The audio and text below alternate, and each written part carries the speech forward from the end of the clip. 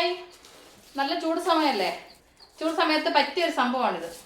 നമ്മളുടെ തണ്ണിമത്തൻ, water melon. അതിൽ ഇന്ന് ഞാൻ ചർച്ചയിൽ പോയിട്ട് തിരിച്ച് വരുന്ന വഴിക്ക് അങ്ങനെ മേടിച്ചു കേട്ടോ. ഇത് സംഭവം അരമുറിയേ ഉള്ളൂ, പക്ഷേ ഇത് എത്ര കിലോ ഉണ്ടെന്ന് എൻ്റെ കൂട്ടുകാർക്ക് അറിയാമോ? 4.5 കിലോ ഉണ്ട്. ഇവിടെ ഇതിന് കിലോ 30 രൂപയാണ് കിലോ വില.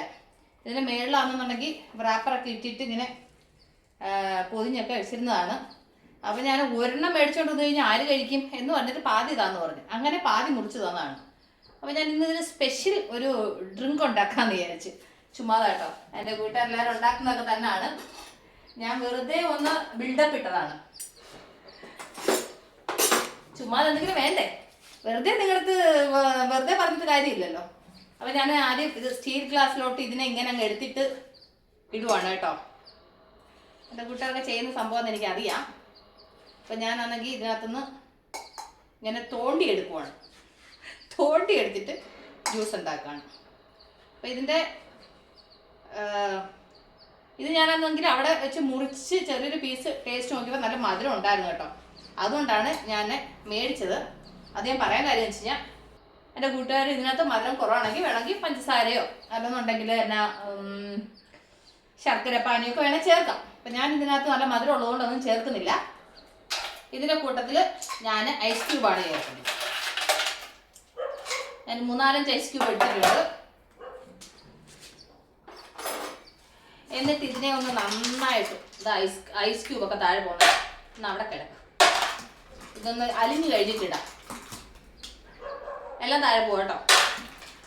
അപ്പം ഞാനാണെന്നുണ്ടെങ്കിൽ ഇതിനെ ഒന്ന് നന്നായിട്ട് അടിച്ചൊന്ന് തണുപ്പിച്ച് ഇതിനൊന്ന് ഉടച്ചെടുക്കണം.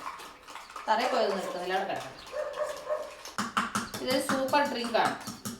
ഒരു ഗ്ലാസ്സിന് വേണ്ടിയിട്ടുള്ളതാണ് ഞാനിപ്പോൾ എടുക്കുന്നത് കേട്ടോ. ഐസ് ക്യൂബ് ഇടുന്നതെന്ന് വെച്ചാൽ നല്ല തണുപ്പല്ലേ. അപ്പോൾ ഇത് നല്ല തണുപ്പായിട്ട് കുടിക്കുമ്പോൾ അതൊരു പ്രത്യേക ടേസ്റ്റാണ്. ചൂട് സമയത്ത് എന്ത് കഴിച്ചാൽ നമ്മുടെ ശരീരം തണുപ്പിക്കാൻ പറ്റും എന്നുള്ള ആലോചനയിലാണ്. ഇതിനകത്ത് അരിയൊക്കെ ഉണ്ട്. അരിയൊക്കെ അങ്ങനെ കഴിക്കുന്ന സമയത്ത് തുപ്പിക്കളഞ്ഞോണം. അങ്ങനെ എൻ്റെ വാട്ടർ മെലോൺ ഷേക്ക് റെഡി ആയിട്ടുണ്ട് മക്കളെ. ഞാൻ ആ റാപ്പർ തിരിച്ച് അതുപോലെ വെക്കുക കേട്ടോ. ഇല്ലെന്നുണ്ടെങ്കിൽ അതിനകത്ത് എന്തെങ്കിലുമൊക്കെ പറ്റാൻ സാധ്യതയുണ്ട്. അതുകൊണ്ട് നിൽക്കുന്നില്ല, എന്നാൽ കൂടി നിൽക്കുന്നത് പോലെ നിർത്തി ഞാൻ. ഓക്കെ, ഇനി അവർ വരുന്ന സമയത്ത് ബാക്കി ഏറ്റെടുത്തോളൂ. എൻ്റെ വാട്ടർ മെലോണിൻ്റെ ഷേപ്പ് കണ്ടോ? അത് ഞാൻ കണ്ണും തലയൊക്കെ വരച്ചു. അതവിടെ ഇരുന്നോട്ടെ. ഇനി അപ്പൂസ് വരുമ്പം അപ്പൂസിന് നല്ല ക്ഷീണിച്ചായിരിക്കും വരുന്നത്. അപ്പം അപ്പൂസിന് ഇതൊരു കുടിയുണ്ട്. അപ്പോൾ അത് നന്നായിട്ട് മിക്സ് ചെയ്തു. ഇത് കുറച്ചൊരു ഇതായിട്ട് കിടക്കണം. അപ്പോൾ നമുക്കിങ്ങനെ കോരി കുടിക്കുകയും ചെയ്യാം.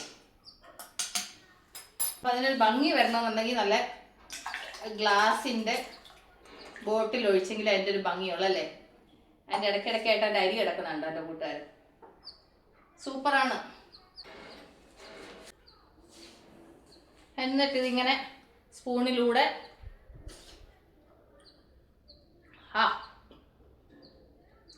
ഭയങ്കര മധുരം കേട്ടോ. ആക്ച്വലി വാട്ടർ മെലോൺ മിക്കവാറും ഞാൻ വാങ്ങുന്നതിന് അത്ര മധുരം ഉണ്ടാകത്തില്ല. പക്ഷെ ഇത് നല്ല മധുരം.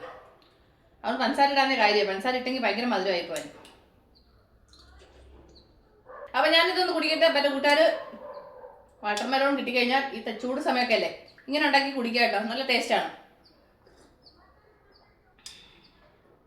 സൂപ്പർ സംഭവമാണ്. അപ്പോൾ എൻ്റെ കൂട്ടുകാർ ഇതിങ്ങനെ ട്രൈ ചെയ്ത് കുടിച്ച് നോക്കൂ. അപ്പോൾ ഞാൻ ഈ വീഡിയോയുടെ എൻ്റെ പേര്. അപ്പോൾ നമ്മൾ ഉടൻ തന്നെ അടുത്ത വീഡിയോ വീണ്ടും കാണുന്നവരെ take care, bye, see U.